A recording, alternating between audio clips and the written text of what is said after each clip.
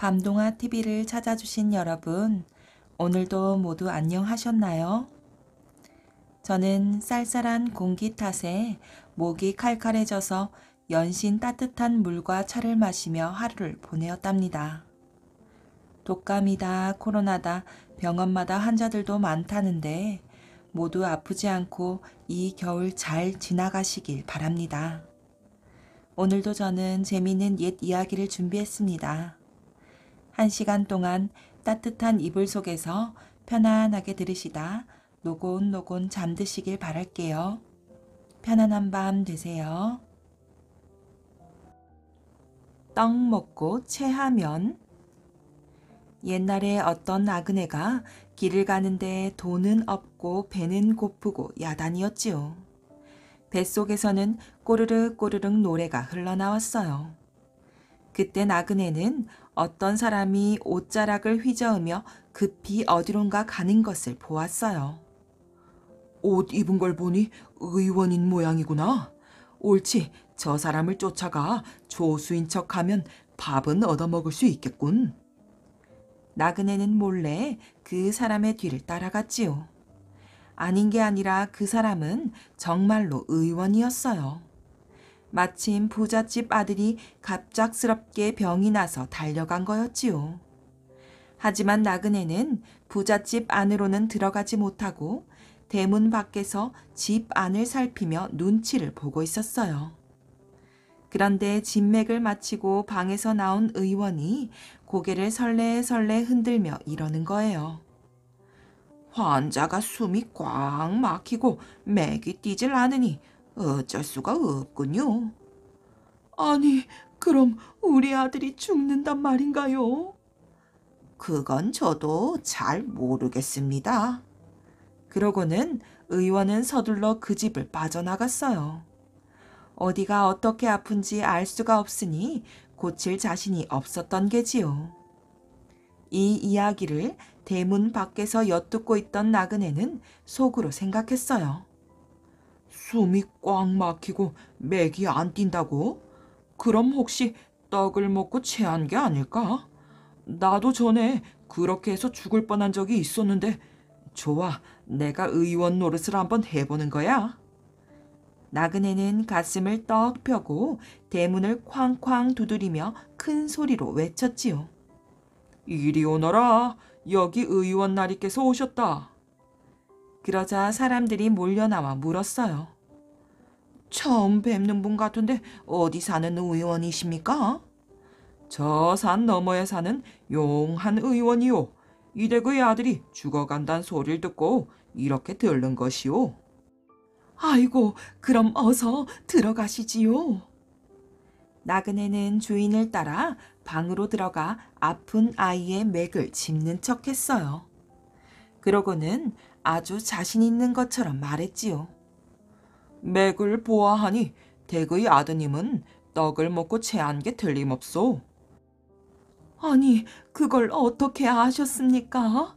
이 애가 아까 배고프다면서 물도 안 먹고 떡만 먹었답니다. 정말 용하십니다. 하하하, 나는 환자를 한번 척 보면 압니다. 그러나 저러나 이젠 약을 좀 지어야겠으니 모두들 방에서 나가주시지요. 이건 나 말고는 아무도 모르는 신비한 약이니까요. 예, 그렇게 하지요.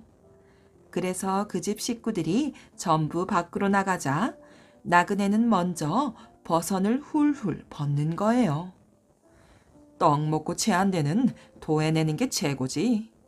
그러더니 발가락 사이에 낀 때를 손으로 벗겨내더니 엄지와 검지로 돌돌 뭉쳐서 동글동글하게 만드는 거예요. 그렇게 해놓으니까 발가락의 때가 검은색 알약처럼 보였지요. 나그네는 그렇게 만든 가짜 알약 5알을 씻지도 않은 더러운 손으로 누워있는 아이의 입에다 마구 쑤셔 넣었어요. 입 안에는 지독한 냄새가 진동을 했지요. 그러고는 아이를 일으켜 앉히더니 등을 2번 툭툭 치는 거예요.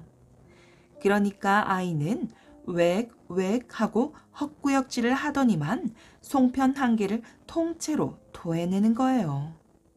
이때 식구들이 방으로 몰려 들어왔어요. 세상에, 이런 게 통째로 목에 걸렸으니 숨이 꽉 막힐 수밖에. 아이고, 의원나리, 우리 아들을 살려주셔서 정말 고맙습니다. 나그네는 주인이 차려준 음식을 한 상 잘 얻어먹고 노잣돈까지 두둑히 받아가지고 그 집을 나왔어요. 그런데 마을 사람들이 쫓아나와서 나그네를 붙들고 사정을 하지 뭐예요. 의원나리, 제발 그 신비한 약을 저희들에게도 하나씩만 주십시오. 나중이라도 떡 먹고 체한 사람이 생기면 고칠 수 있게 말입니다요. 하지만 발가락대를 똘똘 뭉쳐서 만든 것을 약이라고 나눠줄 순 없었지요. 그래서 나그네는 이렇게 둘러댔어요. 떡 먹고 체한 다음에 고칠 생각하지 말고 천천히 숨도 쉬어가며 물도 조금씩 마셔가며 먹도록 하십시오. 그러면 음식 들어가는 길이 떡 열려서 체하는 일이 없을 테니까요. 귀신의 안갚음. 옛날 귀신이 많이 살고 있던 시절의 이야기랍니다. 한 눈먼 할아버지가 어느 마을에 살고 있었는데 이 할아버지는 눈이 멀어 앞을 보지는 못했지만 눈을 뜬 사람도 모르는 일을 알아내는 귀신 같은 재주를 가지고 있는 사람이었지요. 사람의 몸에 병이 생기게 하거나 혹은 죽게 만드는 모든 나쁜 귀신을 발견할 뿐더러 그 귀신을 쫓는 방법도 잘 알고 있었어요. 그래서 귀신이 몸에 붙어 병들어 죽어가던 많은 사람들이 이 할아버지의 도움으로 살아났답니다. 어느 날이었어요. 이웃 마을에 마시를 가고 있던 할아버지는 어떤 사람이 그 앞을 지나가는 것을 알았지요. 그뿐만이 아니라 그가 등에 많은 떡을 짊어지고 가고 있다는 것도 알았답니다. 그런데 그 떡 속에 한 마리의 작은 귀신이 달라붙어 웅크리고 있는 것을 이 눈먼 할아버지는 보았지요. 저런, 저 조그만한 귀신이 어디 가서 또 나쁜 짓을 저지르겠구나. 이렇게 생각하고는 그 귀신의 뒤를 따라갔어요. 잠시 후 그 짐을 짊어진 사람은 큰 대문이 있는 집으로 들어갔지요. 그 집은 혼인 잔치를 하느라고 많은 사람들이 모여서 몹시 떠들썩하였어요. 떡을 짊어진 사람은 그것을 부엌에 갖다 놓고 돌아갔지요. 할아버지는 문 밖에 서서 안에서 들려오는 소리로 그 집안을 살폈답니다.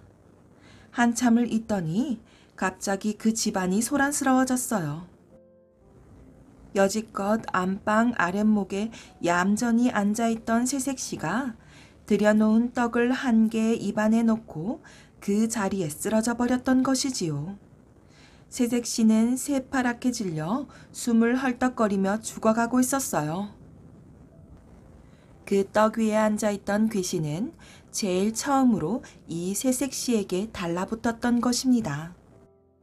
그 즐거운 혼인날 하필이면 새색시가 죽을 지경이 되자 이 집에서는 뒤집힐 듯 큰 소동이 벌어졌어요. 의원을 모시러 간다는 사람이 뛰어나오며 말했지요. 방 안에 있던 새색시가 갑자기 쓰러지며 숨이 넘어갈 것 같으니 이런 궤변이 어디 있어? 그러자 문 밖에 서 있던 할아버지가 집 안으로 들어서며 여러분, 내가 있으니 걱정하지 마십시오. 새색시는 내가 살려놓을 테니까요. 하고 말하며 여러 사람들을 진정시켰어요.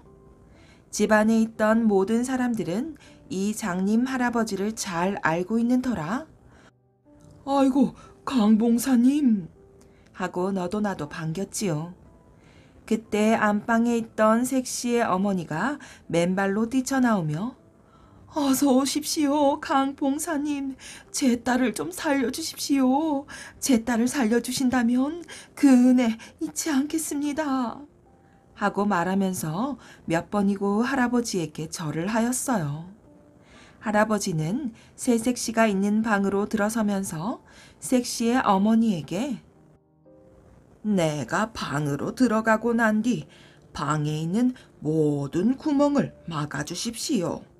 창틈이나 그 심지어는 바늘 구멍이라도 틈이 있으면 아니 됩니다. 하고 당부하였어요. 할아버지가 방으로 들어가고 난 후 색시의 어머니는 방을 온통 천으로 싸막았지요. 얼마 있자 방 안에서는 시끄러운 소리가 들려왔어요. 그 소리는 귀신이 내는 소름 끼치는 소리였지요. 그 소리에 섞여 할아버지의 주문 외는 소리도 들려왔답니다. 할아버지가 계속해서 주문을 외자 귀신은 기를 쓰고 일어나려고 했지요. 할아버지는 더욱더 큰 소리로 주문을 외웠어요. 그러자 그 소리에 괴로워진 귀신은 죽기를 각오하고 벌떡 일어나 색시의 몸에서 빠져나왔지요. 그러고는 달아날 구멍을 찾아 방 안 여기저기를 도망다녔답니다. 그때 이 집에 있던 어린 하녀가 안방에서 몹시 시끄러운 소리가 들리므로 궁금히 여겨 살금살금 창틈으로 다가갔어요. 그러고는 손가락에 침을 묻혀 종이문에 구멍을 냈답니다. 그러자 달아날 곳을 찾고 있던 귀신은 잽싸게 그 틈새로 도망을 가버리고 말았어요. 그 사이에 색시는 정신을 차리고 숨을 돌렸지요.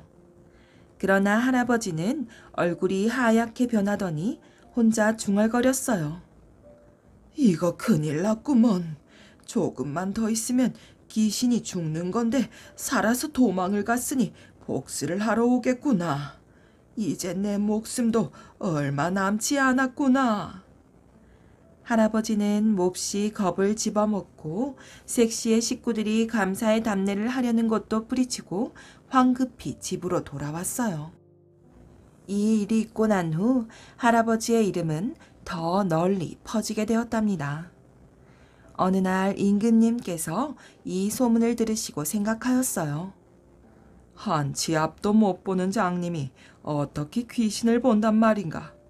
이건 필시 요술을 부려 사람의 눈을 속이는 것일 것이다. 그리하여 임금님은 눈먼 할아버지를 불려들었어요. 임금님은 준비해 놓은 쥐 한 마리를 통 안에 넣어 할아버지 앞에 놓고는 이것이 무엇인지 한번 알아맞혀 보거라 하고 할아버지에게 말씀하셨지요. 그러자 할아버지는 그 안에는 3마리의 쥐가 있습니다 하고 대답하였어요. 만져보지도 않고 망설이는 기색도 없이 선뜻 알아맞히자 임금님은 놀라워하였지요. 쥐는 틀림이 없는데 3마리가 웬 말이냐? 임금님이 묻자 예, 3마리가 틀림없습니다 하고 할아버지는 자신 있게 대답했어요. 오호, 내 이놈, 여기 있는 것은 눈뜬 내 눈에도 1마리뿐인데 앞이 보이지 않는 네 놈은 어찌하여 3마리라고 우기느냐? 임금님은 크게 화를 내셨지요. 그러고는 신하들에게 명령하기를 여봐라, 이 영감은 여지껏 많은 백성들을 속여왔고 또 내 앞에서까지 나를 속이려 하고 있다. 백성들을 속인 죄는 목을 자름이 마땅하다. 어서 이놈을 데려가 형을 받게 하여라. 그러자 형졸들이 달려나와 할아버지를 끌고 가버렸어요. 임금님은 화가 난 김에 그런 명령을 내리긴 하였지만 다시 한번 곰곰이 생각해 보았지요. 그 할아범이 쥐를 금방 알아맞히는 것을 보면 귀신을 본다는 것도 순 엉터리는 아닌 모양이구나. 그렇다면 왜 1마리의 쥐를 3마리라고 그랬을까? 그런 생각을 하다가 문득 떠오르는 생각이 있어서 신하를 시켜 쥐의 배를 갈라보게 하였지요. 조금 있자 신하가 아뢰었어요. 쥐의 배를 갈라보았더니 새끼를 2마리나 뺀 놈이었습니다. 그 할아버지가 보통 사람이 아니구나. 그렇다면 이거 큰일 났구나. 그렇게 생각하며 임금님은 곧바로 형을 중단하라는 명령을 내렸어요.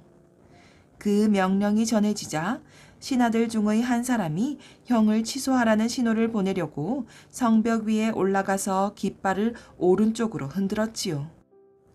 사형을 집행하기 바로 전 이 깃발이 오른쪽으로 기울어져 있으면 형을 중단하라는 신호이고 왼쪽으로 기울어져 있으면 형을 집행하라는 신호인 것이었어요. 바람 한 점 없는 조용한 날씨였지요. 그런데 그때 갑자기 세찬 바람이 불어와 깃발이 왼쪽으로 쓰러졌어요. 신하는 계속 힘을 주어 오른쪽으로 잡아당기는데 웬일인지 그 깃발은 왼쪽으로만 쓰러지는 것이었지요. 그러는 사이에 할아버지는 기어이 목을 베이고야 말았답니다. 그때 깃발 바로 옆에서 깔깔거리는 웃음소리가 들려왔어요.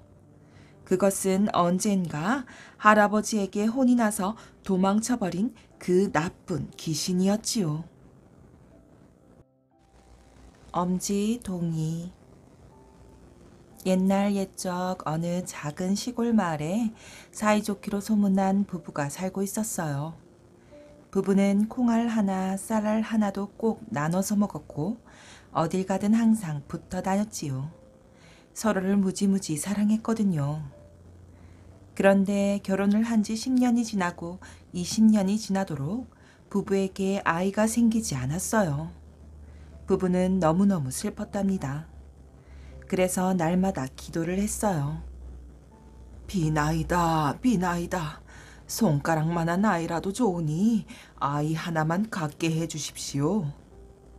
어느새 부부의 나이는 환갑을 바라보게 되었어요. 하지만 기도는 멈추지 않고 계속되었지요. 그러던 어느 날 기적 같은 일이 일어났답니다. 갑자기 부인의 배가 불러오더니 꿈에다 그리던 아이를 낳은 거예요. 세상에, 신께서 우리의 소원을 들어주신 거요. 남편은 아이를 안고 덩실덩실 춤을 추었어요. 그런데 정신없이 춤을 추던 남편이 고개를 갸웃거리며 말하는 거예요. 여보, 그런데 우리 아기가 너무 작은 것 같지 않소? 그러고 보니 갓난 아기가 정말 엄지손가락만 했어요. 하지만 아기가 손가락만 하든 장대만 하든 소중하긴 마찬가지지요. 부부는 아이를 정성껏 키웠답니다. 어느덧 아이는 15살이 되었어요. 하지만 키는 여전히 그대로였지요. 그래서 사람들은 아이를 엄지동이라고 불렀답니다. 엄지동이를 보며 아이들은 마구 놀려댔어요. 야, 이 난쟁이야. 개미한테 밟혀 죽지 않게 조심해. 나뭇가지로 쿡쿡 찌르기도 하고 돌멩이 위에 올려놓고 겁을 주기 일쑤였어요. 그럴 때마다 부부의 마음은 찢어질 듯이 아팠지요. 하지만 너무 늙어 힘이 되어줄 수가 없었어요. 그러던 어느 날 부부는 큰 결심을 했답니다. 엄지동이를 큰 도시로 보내기로 한 거예요. 얘야, 큰 도시로 나가 더 많은 것을 보고 드리려무나. 그래서 더욱 지혜롭고 용기 있는 사람이 되거라. 부부는 보리짚으로 만든 칼집에 바늘 하나를 꽂아 허리에 채워주었어요. 그리고 작은 밥그릇배에 태운 다음 나뭇가지를 꺾어 노를 만들어주고는 눈물을 참으며 떠나보냈지요. 집을 떠난 지 석 달 만에 엄지동이는 커다란 항구에 닿았어요. 우와, 무지무지하게 크구나. 엄지동이는 입을 다물지 못했어요. 하지만 그것도 잠시였지요. 사람이 얼마나 많은지 까딱하면 발에 밟힐 것 같았거든요. 엄지동이는 정신을 바짝 차리고 마을에서 가장 큰 집을 찾아 나섰어요. 한참을 돌아다닌 끝에 으리으리한 어느 재상의 집 앞에 다다랐답니다. 엄지동이는 대문 틈으로 집안을 빠끔히 들여다보았어요. 그때 마침 재상이 정원을 거닐고 있었답니다. 엄지동이는 문틈으로 쏙 들어가 큰 소리로 외쳤어요. 실례합니다. 하지만 그 소리가 들릴 리가 없었지요. 모기 한 마리가 웽웽거리는 소리만큼도 안 되었으니까요. 그래서 이번엔 더 크게 소리쳤어요. 손톱만한 목을 쭉 빼고서 말이에요. 여보세요. 저 좀 보세요. 재상은 무슨 소리가 들린 것 같았어요. 그래서 주위를 두리번 살폈지요. 이게 무슨 소리지? 무슨 말소리가 들린 것 같은데? 하지만 어디에서도 사람은 찾아볼 수가 없었답니다. 거참 이상하네. 분명 사람의 소리였는데. 그때 엄지동이가 재빨리 화단의 돌 위로 올라가 소리쳤어요. 저 여기 있어요. 재상은 그제야 엄지동이를 발견했어요. 엄지동이는 조그만 머리를 숙여 인사를 했답니다. 안녕하세요. 저는 엄지동이라고 합니다. 재상은 엄지동이를 손바닥 위에 올려놓았어요. 그러자 엄지동이가 작은 어깨를 뒤로 척 젖히고 당당하게 말하는 거예요. 저도 재상님처럼 훌륭한 사람이 되고 싶습니다. 귀엽고 당돌한 그 모습은 재상의 마음을 단번에 사로잡았답니다. 이렇게 해서 엄지동이는 재상과 함께 살게 되었어요. 키가 작긴 해도 영리하고 총명한 엄지동이는 금세 모든 사람의 귀여움을 독차지하게 되었지요. 그 중에서도 재상의 딸과는 둘도 없는 친구 사이가 되었어요. 주인과 하인 사이라고 생각할 수 없을 정도로 말이에요. 툭 하면 싸우기도 하고 토라지기도 했지만 그럴 때마다 엄지동이는 재주를 부려 아가씨의 마음을 풀어주곤 했답니다. 그러던 어느 날 둘이서 내기를 했는데 엄지동이가 지게 되었어요. 내가 이겼지? 아가씨는 엄지동이를 한참이나 놀리다 잠이 들었어요. 약이 바짝 오른 엄지동이는 아가씨를 골려주기로 마음먹었답니다. 엄지동이는 재상이 선물로 준 과자를 몽땅 먹어 치운 다음 자고 있는 아가씨의 얼굴에다 과자 가루를 잔뜩 묻혀 놓았어요. 그러고는 재상이 올 때를 기다렸다가 큰 소리로 앙앙 울었지요. 아가씨가 나리께서 주신 과자를 다 빼앗아 먹었어요. 딸의 입가에 묻은 과자 가루를 보고는 재상도 믿지 않을 수가 없었지요. 재상은 이번 기회에 철없는 딸의 버릇을 단단히 고쳐야겠다고 생각했어요. 그래서 딸을 멀리 있는 섬에 잠시 보내기로 했답니다.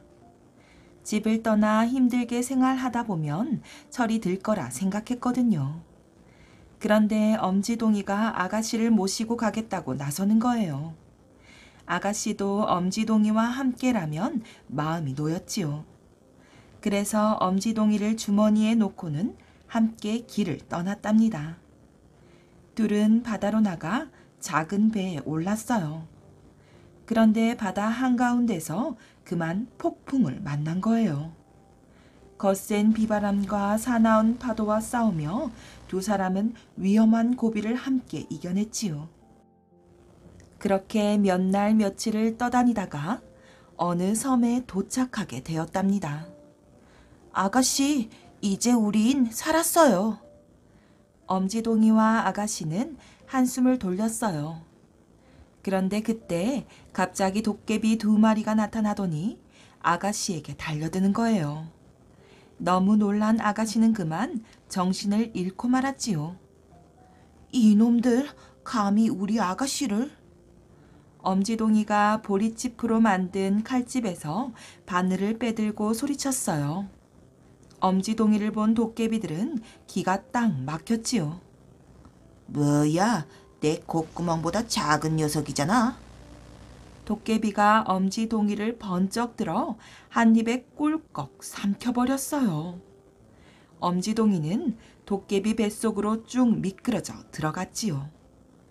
엄지동이는 정신을 바짝 차리고는 바늘을 꺼내 닥치는 대로 콕콕 찔러대기 시작했어요. 아이고 따가워, 아이고 죽겠다. 도깨비는 기침을 해대며 대굴대굴 굴렀답니다. 그 틈에 엄지동이는 밖으로 튀어나왔어요. 그런데 엄지동이가 밖으로 나오자마자 옆에 있던 도깨비가 또 날름 삼켜버렸어요. 다행히 보리칼집이 목에 걸려 엄지동이는 재빨리 목구멍을 타고 올라가 콧구멍으로 다시 귓구멍으로 왔다 갔다 하며 바늘로 사정없이 찔러댔지요. 결국 도깨비들은 꽁지 빠지게 달아났어요. 아이고 도깨비 살려. 그 소리에 놀라 아가씨는 눈을 번쩍 떴답니다. 그런데 얼마나 헐레벌떡 도망을 쳤던지 도깨비들이 방망이를 두고 간 거예요. 눈치 빠른 엄지동이는 얼른 방망이 곁으로 갔어요. 그러고는 이렇게 소리쳤지요. 커져라 엄지동이야, 커져라 커져라. 그러자 신기하게도 엄지동이의 키가 쑥쑥 자랐답니다. 매일 툭탁거리며 싸우던 엄지동이가 멋진 청년으로 변하자 아가씨는 그만 한눈에 반해버렸어요. 엄지동이는 이번에는 다른 방망이를 들고 뚝딱뚝딱 두드렸지요. 금 나와라 뚝딱, 은 나와라 뚝딱. 그러자 금은 보화가 좌르르 쏟아졌어요. 우와, 너무 멋진걸. 엄지동이와 아가씨는 금은 보화를 챙겨 집으로 돌아왔답니다. 돌아오자마자 아가씨는 재상에게 엄지동이와 결혼시켜달라고 졸라댔어요. 두 사람은 그렇게 결혼을 해서 시골에 계신 늙은 부모님을 모셔와 내내 행복하게 살았답니다. 흑산과 돌산. 아주 먼 옛날 전라북도 익산고을 함렬 마을 근처에 돌산이라고 불리는 산과 흑산이라고 불리는 산이 마주보고 위치해 있었답니다. 원래 이 두 산은 수목이 울창하고 사나운 짐승들이 많았지요. 게다가 무서운 산적들까지 들끓었기 때문에 지나가는 행인들의 피해가 이만저만이 아니었답니다. 그러나 흑산에 흑산 장수라는 장수가 살고 돌산에 돌산 장수라는 장수가 산 뒤로부터는 그런 일들이 적게 되었지요. 행인들의 안전을 위해서 두 장수가 열성으로 보호해 주었기 때문이에요. 두 장수는 다 같이 호랍이었지요. 그래서 적적한 두 장수는 남달리 사이가 좋아 밤마다 서로 찾아보며 우정을 나누었어요. 여보게 흑산 장수, 저녁밥이나 지어 먹고 있는가? 돌산 장수 친구, 어서 오게나. 그래, 오늘 낮엔 무슨 좋은 일이라도 있었던가?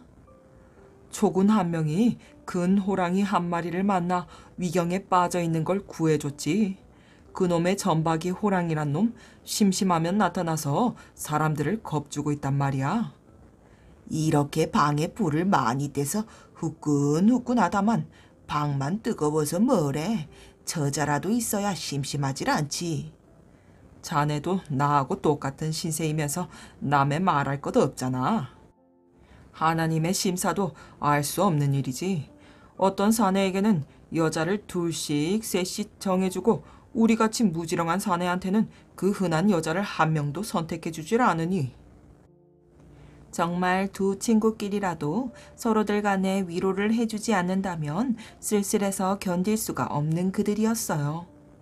착한 일 하는 사람에겐 하늘도 감동한다는 말이 있지만 날마다 행인들과 초군들을 지켜주고 있는 이 착한 두 사람에게는 하늘도 본체에 만취하고 있는 형편이었지요. 돌산 장수가 흑산 장수 친구의 집을 나서자 한낮같이 밝은 달빛이 그를 마중하고 있었어요. 돌산 장수 친구, 조심히 가게나. 흑산 장수 친구, 내일 밤에 또 만나도록 편안히 자게나. 숲속 길로 들어서자 갑자기 눈앞이 캄캄해지는데 근처에서 캥캥 짐승들 우는 소리가 들려왔어요.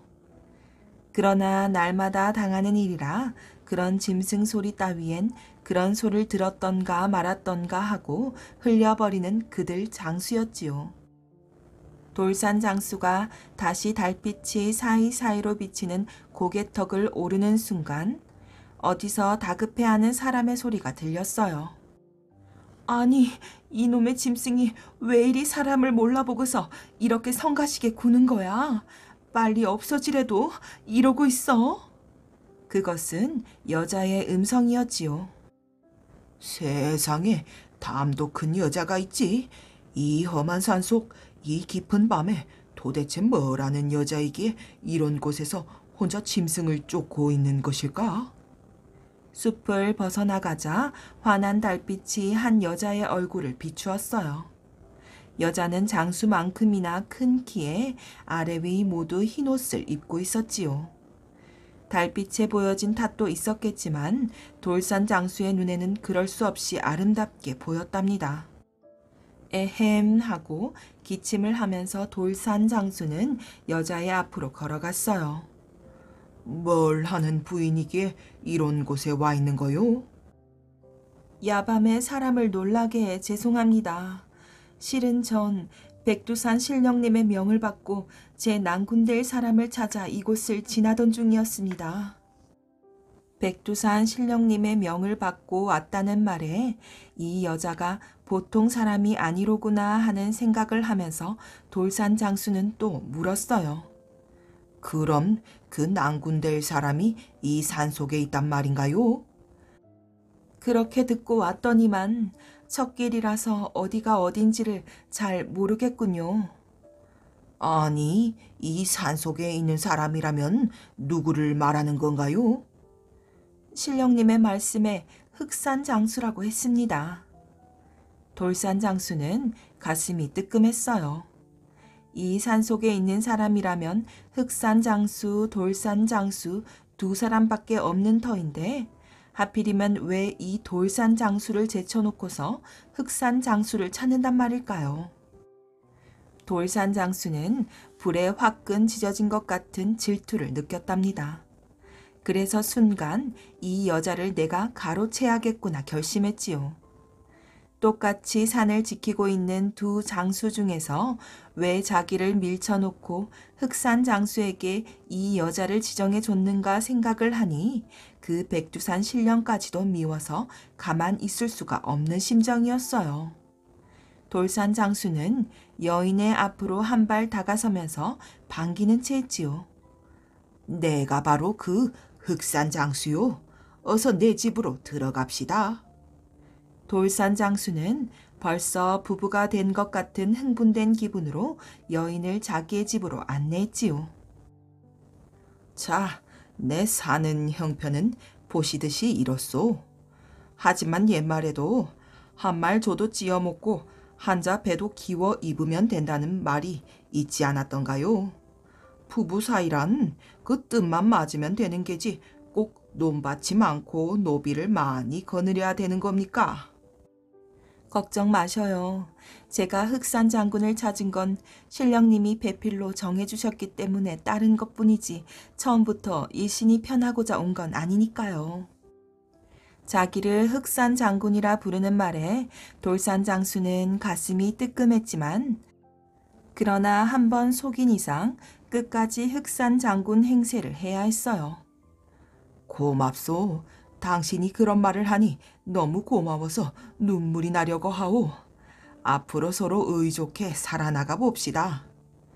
그런데 매일 큰 몽둥이를 짚고 돌아다니면서 행인들을 짐승으로부터 보호해주던 돌산 장수는 그 여인을 만난 뒤부턴 하루도 밖에 나가는 일이 없었답니다. 첫째는 그 여인이 너무도 좋아서 한 시각이라도 옆을 떠나가기가 싫어서였지요. 둘째는 자기가 밖을 나가면 그동안에 자기가 흑산 장수가 아니었다는 사실이 탄로날까 그것이 겁나서였어요. 때문에 한편에서 기이하게 생각한 것은 흑산에 있는 흑산 장수였지요. 이 사람이 요즘 통 보이질 않으니 무슨 일일까? 그동안에 병이 난 것일까? 아니면 혹시 먼 지방으로 출타를 한 것일까? 이런저런 생각 끝에 흑산 장수는 돌산 장수를 찾아가 보기로 했어요. 여보게, 돌산 장수 친구 계시나? 돌산 장수 집을 찾아간 흑산 장수는 쌀이문 밖에서 크게 불렀어요. 여인과 재미있는 이야기를 하면서 마주 앉아 있던 돌산 장수는 벼랑간 부르는 소리에 두 눈을 등잔만하게 크게 뜨면서 놀랐지요. 아니, 여보, 왜 그렇게 놀라시오? 밖에서 누가 찾고 있지 않아요? 누군지 나가보고 오겠으니 당신은 이대로 가만히 앉아 있으시오. 놀라지 않을 수 없었던 돌산 장수였지요. 흑산 장수가 자기를 사실대로 돌산 장수라 불렀으니 여인이 그 눈치를 채지 않을까 걱정이 앞섰기 때문이었어요. 그것은 당연한 일이었지요. 이상하게 생각한 여인은 돌산 장수가 손님을 만나러 나간 새 문구멍으로 가만히 동정을 살펴보았어요. 남편은 밖에 찾아온 손님을 만나서도 몹시 당황해하는 음성이었지요. 이 사람아, 집에 있으면서 왜 발걸음을 끊고 있었는가? 아니, 그것이 방에 누가 있는 모양 아닌가? 길 가던 사람이 잠시 쉬어가겠다기에 들어오게 했지. 섬돌에 놓여있는 신을 보니까 여자인가 본데? 아니, 여자도 아니고 남자도 아니고 아니 참. 돌산장수, 이 사람이 왜 갑자기 이렇게 사람이 변했나? 흑산장수, 이 사람이 무슨 소리를 하고 있나? 이 사람아, 여자도 아니고 남자도 아니라면 귀신이란 말인가? 그러면서 흑산장수는 크게 웃었어요. 문틈으로 그들의 이야기를 엿듣고 있던 여인은 그제야 돌산장수가 자기를 속이고 있었던 사실을 처음으로 알아낼 수가 있었지요. 여보, 돌산장수라고 하던 손님이 당신을 보고 돌산장수라고 하고 당신은 손님을 보고 흑산장수라고 하니 도대체 어떻게 된 셈이오? 뭐라고? 누가 그랬어? 들어볼 필요도 없어요. 당신 속을 다 안 이상 이렇다 저렇다 말할 필요도 없어요.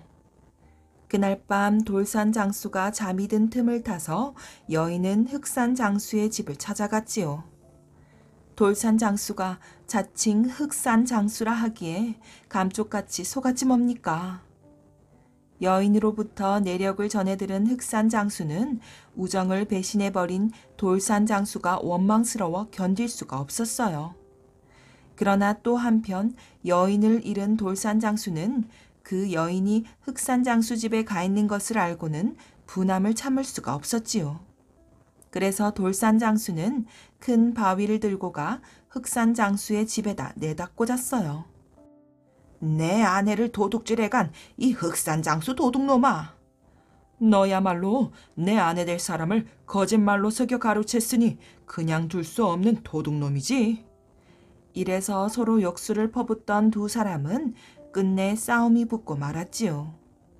석 달 열흘 동안 밤낮을 가리지 않고 돌산 장수는 흑산 장수에게 바위를 내던지고 흑산 장수는 흑산에서 돌산 장수에게 흑산의 흙을 내던졌어요. 그러니 결국 나중에는 흑산의 흙이 돌산에 모여서 흑산이 되고 돌산의 돌은 흑산 쪽에 모여서 돌산이 된 꼴이 되고 말았지요. 필경 이 싸움에서 흑산 장수 부부가 돌산의 돌에 맞아 죽고 말자 벼랑간 허공에서 어떤 목소리가 이놈 돌산 장수야, 우리를 다 죽여놓고 너 혼자서만 살아있을 줄 아느냐? 하면서 바위 한 개가 날아와 돌산 장수도 그 바위에 맞아 죽고 말았어요. 결국 이리하여 두 장수는 모두 죽고 흑산과 돌산의 위치는 바뀌게 되었답니다. 접동새와 까마귀. 수덕사라는 절이 있는 곳으로 잘 알려져 있는 충청남도 예산고을. 옛날 그 고을을 다스리고 있었던 원님 한 사람은 아들 7과 딸 하나를 두고 있었어요. 특히 부부간의 금술이 좋았었는데 부인이 병으로 세상을 떠나자 원님은 어린 자식들을 돌보기 위해서라도 다시 후처를 드리지 않을 수 없었지요.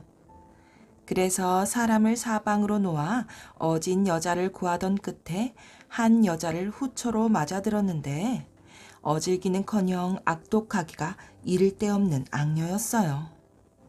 후처는 원님의 아내가 되자마자 자식들을 모조리 죽일 궁리를 했답니다. 그래서 이리 생각하고 저리 생각하던 끝에 하루는 점쟁이 하나를 몰래 불러와 이렇게 해달라는 부탁을 한 뒤 자기는 병이 났다는 핑계로 자리에 드러누워 버렸지요. 돈으로 점쟁이를 매수해 놓고서 은밀히 수작을 부리는 것이었어요. 아이고 죽겠다. 아이고 죽겠다. 원님이 기배를 듣고 급히 달려왔어요. 부인, 갑자기 병이 났다니 어디가 아픈 거요? 한번 점을 쳐보도록 합시다. 그런데 점을 치면 어디 사는 점쟁이가 잘 맞출까? 저도 말만 들어왔지만 저 산 밑에 사는 우물집 점쟁이란 여자가 귀신같이 점을 잘 친다 하더군요. 그렇지만 귀하신 어른이 어떻게 거기까지 친히 가실 수가 있겠어요. 저같이 복 없는 여자는 죽어도 상관이 없으니 당신은 부디 옥체나 소중히 보존해서 오래오래 편안히 사십시오. 부인, 그게 무슨 말씀이시오? 사랑하는 당신이 사경을 헤매고 있는 이때에 귀하신 몸이 어디 있단 말이오? 내가 이 길로 그 점쟁이를 찾아가 속이 시원하도록 점을 쳐가지고 올 터이니 그동안만 아픔을 참고 누워 있으시오. 그러고 나서 산 밑에 사는 우물집 점쟁이란 여자를 찾아가 점을 쳐달라고 청했더니 점쟁이 여자는 고개를 설레설레 흔들었어요. 사또께서 이 미천한 소인의 집을 찾아주시니 그 영광은 이를 데가 없지만 부인께선 소생할 가망이 없소이다.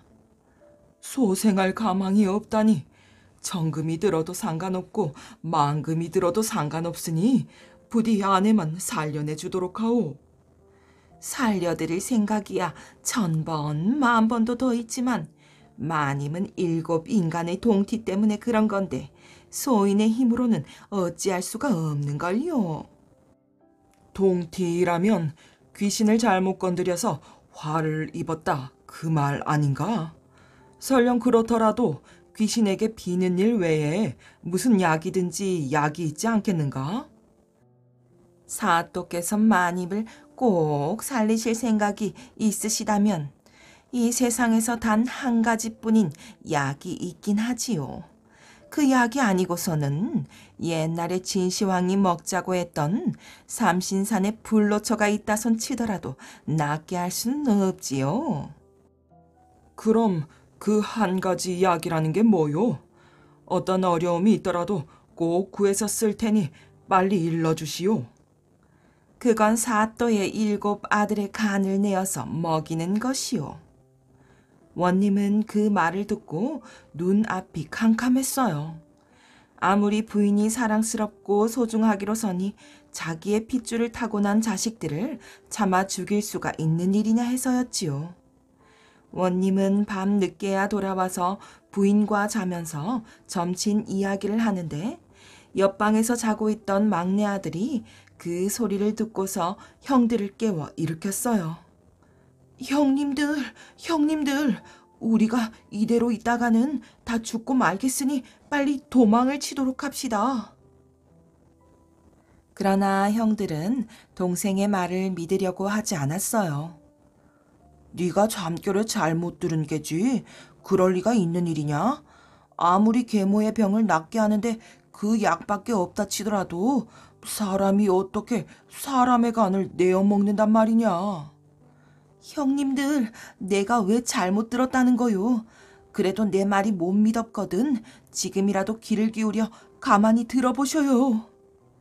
남은 6형들이 숨소리를 죽이고서 아버지와 어머니가 주고받는 이야기를 들어봤더니 과연 동생의 말이 틀림없었어요. 아버지도 그동안에 어떻게나 마음이 많이 변했던지 계모가 주장하는 말에 동의를 하고 있는 것이었지요. 형님들, 그래도 제 말이 거짓말입니까? 여러 말할 것 없이 죽기 전에 빨리 도망치도록 합시다. 그렇게 재촉을 하는데도 큰 형은 고개를 내저었어요. 자식된 도리에 그럴 수가 없다. 우리는 모두 아버지의 자식이니 아버지가 시키는 대로 해야 할 뿐이다. 빨리 간을 먹여 병을 낫게 해달라고 보채는 부인의 청을 거절할 수가 없었던 원님은 부헌 관원인 어전을 불러 귀옛말을 했어요. 7 형제에게 사냥을 가자고 산으로 깨어가서 죽인 뒤에 간을 꺼내오라는 부탁이었지요. 아전은 상관인 원님의 명령을 어기지 못해 7 형제를 사냥하러 가자고 속여 산으로 데리고 갔답니다. 그러나 아전도 인간인데 어떻게 눈을 말똥말똥 뜨고 있는 어린 것들을 죽일 수가 있었겠어요. 그래서 차마 어찌하지 못해 우물쭈물하고 있는데 난데없이 어떤 곰 한 마리가 나타났지요. 옳거니 마침 좋은 수가 생겼구나. 아전은 활로 쏘아 그 곰을 잡은 뒤 7 형제에게 멀리 도망을 가서 살라고 일렀지요. 그러고는 죽은 곰의 간을 꺼내 7 토막으로 썰어 종이에 싸가지고는 동원으로 돌아왔답니다. 내가 시키는 대로 했느냐? 예, 이게 7 형제의 간입니다. 죽은 시체는 모두 땅속에 깊이 묻어뒀으니 아무도 모를 겁니다. 수고했네. 7 봉지의 간을 받아 부인에게 전해줬더니 부인은 좋아라고 받아다가 아무도 안 보는 새에 땅속에 파묻어버렸어요. 그랬다가 다음날 원님을 만나서는 전혀 딴 사람같이 헤헤헤 웃었답니다. 세상에는 과연 영약이라는 게 있는 게로군요. 그 약을 먹고 났더니 거짓말같이 싹 낫는 게 아니겠어요. 그렇지만 한편으로는 죽은 자식들 생각을 하니 미안한 생각이 드는구려. 자식이란 낳으면 되는 건데 죽은 자식들을 생각하면 뭘 하는가요? 지난 일은 잊고 지내는 게 약이 되는 거예요. 그야 그렇겠지. 남은 딸 자식 그거 하나나 잘 기른다면 죽어 저승에 가 있는 7 형제 놈들도 과히 원망은 않을 거요. 그러나 어리석게도 딸 자식을 잘 기른다는 것이 무얼 말하는 것일까요? 계모는 남편이 안 보는 새에 딸에게 갖은 구박을 해 딸은 하루도 편할 날이 없었지요. 계모는 종들에게도 쌀밥을 먹이면서 딸에게만 좁쌀밥을 먹였어요. 종일 고된 일을 시키는 것도 부족해서 밤에 자는 아를 깨워서 잔심부름을 시켰지요. 겨울에는 얇은 삼배옷을 입히고 여름에는 솜을 두둑하게 넣은 겨울 옷을 입혔답니다. 그러나 그러는 것만으로는 미움이 풀리질 않아서 계모는 끝내 딸 아이를 죽이고 말았어요. 너무나도 억울하게 죽은 딸아이는 그 넋이 접동새가 되어서 슬픈 먹총으로 울면서 이리저리로 돌아다니는데 그동안 서울로 올라가서 열심히 공부를 한 끝에 과거를 보아 벼슬을 하게 된 7 형제는 고향으로 돌아오게 되었지요. 고향이 가까워지자 벼랑간 낯선 새 한 마리가 날아와서 큰 형의 사모 위에 앉아 울었답니다. 7 오라버니 접동, 7 오라버니 접동. 접동새는 오라버니들의 사모 위에 번갈아 올라앉으면서 쉬지 않고 울었어요. 이건 반드시 무슨 곡절이 있는 거구나. 7 형제들이 집으로 돌아오자 죽은 줄로만 알고 있었던 원님과 계모는 놀라서 어찌할 바를 몰랐지요. 우리 여동생은 어디 가고 없소? 틀림없이 우리 여동생을 어머니가 죽이셨지요?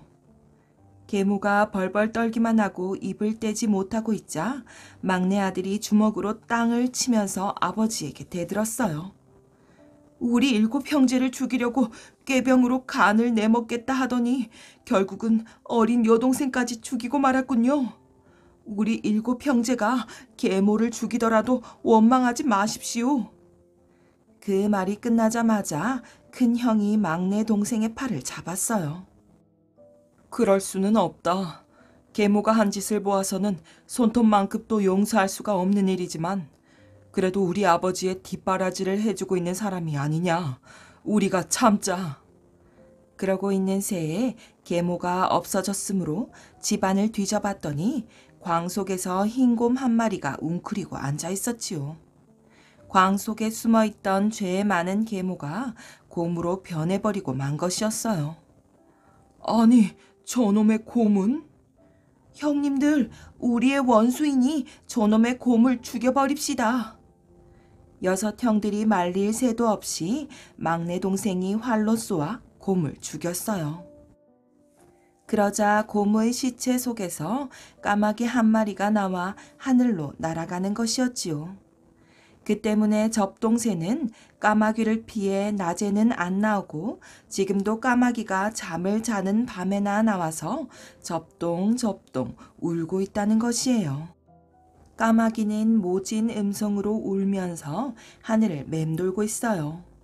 악독한 계모의 넋은 까마귀가 되고 억울하게 죽은 여동생의 넋은 접동새가 되어 애처롭게 울고 있는 것이지요. 까마귀는 접동새를 쪼아 죽이려고 무섭게 뒤를 쫓고 있었어요. 접동새가 된 딸아이가 7 오라버니들이 집으로 돌아올 때 사모 위에서 억울하게 죽은 사정을 고자질했다는 원한에서였지요. 토끼와 왕파리. 어느 무더운 여름날 토끼 한 마리가 먹을 것을 찾아다녔어요. 토끼는 여러 날을 아무것도 먹지 못해서 이리 깡충 저리 깡충 뛰면서 먹을 것을 찾았지요. 하지만 이 산을 가도 없고 저 산을 가도 없어서 길가에 앉아 쉬기로 했답니다. 그런데 웬 고소한 냄새가 나서 코를 킁킁킁 귀를 쫑긋쫑긋 세우고 어디서 나는 냄새인지 찾아보기로 했어요. 토끼는 곧 냄새가 나는 곳을 찾았는데 그곳에는 시원한 수박이 먹기 좋게 잘라져 있었지요. 토끼는 여러 날을 굶어서 배가 홀쭉하던 차에 냉큼 달려들어서 먹으려고 했어요. 하지만 수박을 잡으려는 순간 땅 속이 푹 꺼지면서 토끼는 구덩이에 빠지고 말았어요. 그 수박은 다름 아니라 어떤 사람이 구덩이를 파놓고는 그 위에다 살짝 놓은 것이었지요. 토끼는 그제서야 앞뒤 안 살피고 뛰어들었다가 함정에 빠진 줄 알고서는 땅을 치면서 후회했답니다.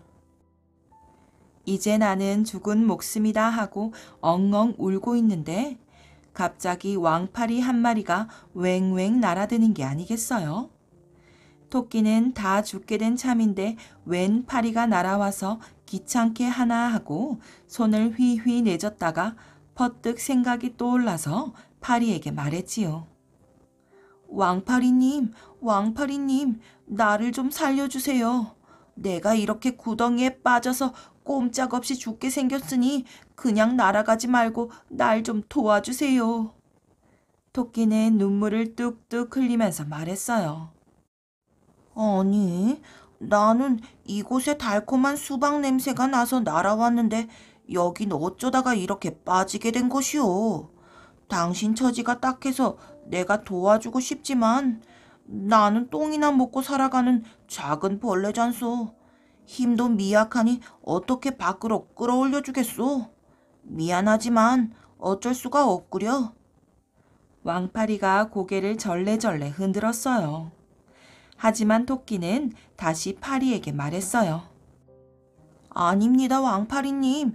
저를 밖으로 끌어달라는 그런 어려운 부탁이 아니에요. 다시 여기를 나가서 왕파리님 친구들을 이쪽으로 불러달라는 것입니다. 이건 어렵지 않으니 제 부탁을 들어줄 수 있지요? 왕파리가 두 손을 쓱 비비면서 대답했지요. 그런 거라면 뭐 얼마든지 들어줄 수 있지만 우리들이 많이 모인다고 해서 당신을 여기서 끌어올릴 수는 없지 않소? 아닙니다. 그저 왕파리님 친구들을 잔뜩 불러와서 제 몸에 앉아있기만 하면 됩니다. 뭐 그런 일이라면 쉬운 일이니 지금 바로 친구들을 불러오겠소. 왕파리는 이렇게 대답하고는 구덩이 밖으로 날아갔어요. 얼마 지나지 않아서 왕파리는 친구들을 잔뜩 데려와서는 토끼 몸에 덕지덕지 앉았지요. 얼마나 많이 앉았는지 하얀 토끼 몸은 온데간데 없고 시커멓게 파리들로 가득했답니다. 그렇게 파리들이 온 몸에 앉자 토끼는 죽은 척하면서 구덩이에 누웠어요. 저녁이 되자 함정을 만들어 두었던 사람들이 왔지요. 사람들은 손을 휘휘 내저으면서 파리들을 쫓아내려고 했지만 워낙 많이 앉은지라 소용이 없었어요. 게다가 파리들이 왱왱 날아다니면서 똥냄새를 풀풀 풍기니 사람들은 코를 부여잡고는 구덩이에서 냉큼 나왔답니다. 아마 이 토끼는 여기에 빠진 지 오래돼서 굶어 죽었나 보다. 그래서 이렇게 썩은 냄새가 진동을 하니 파리들이 많이 날아왔지. 어휴. 그러고는 토끼를 끌어내서 길 구석진 곳으로 던졌지요. 이런 썩은 토끼를 먹었다간 배탈이 날 거야. 그러니 버리고 가자고. 사람들은 곧 그 자리를 떠났어요. 토끼는 사람들이 가고 나서야 슬며시 눈을 뜨고는 안도의 한숨을 휴 쉬었답니다. 그리고 그동안 토끼 주위에서 왱왱 날아다니던 왕파리들에게 감사하다고 꾸벅 인사를 했어요. 왕파리들은 토끼가 깡충깡충 다시 산속으로 가자 그곳에 남아있던 수박을 먹기로 하였어요. 하늘에서는 달님이 이 모습을 지켜보고 환하게 비춰주었고 왕파리들은 두 손을 비비면서 달님에게 인사했지요. 시원한 바람이 어디선가 휑휑 불어오고 토끼에게도 왕파리에게도 행복한 여름밤이 되었답니다. 키다리 이야기. 옛날 옛적 강원도 산골에 키다리가 살았어요. 키가 어찌나 큰지 땅에서 쳐다보면 얼굴이 안 보였어요. 산꼭대기에 올라가면 겨우 보이는데 그것도 보통 산은 안 되고 오대산, 금강산이라야 됐어요. 그만큼 컸지요. 그렇게 키가 크니까 옷을 해입을 수가 있나. 옷 한 벌 지으려면 배가 어마어마하게 들 테니까 말이에요. 그래서 이 사람이 허구한 날 그냥 벗고 다녔어요. 그게 참 보기에 안 되어서 강원도 백성들이 옷을 지어 입히기로 했지요. 강원도 백성들이 키다리 키를 대강 가늠해보고 배가 한 3천자 있으면 되겠구나 하고는 배를 걷었어요.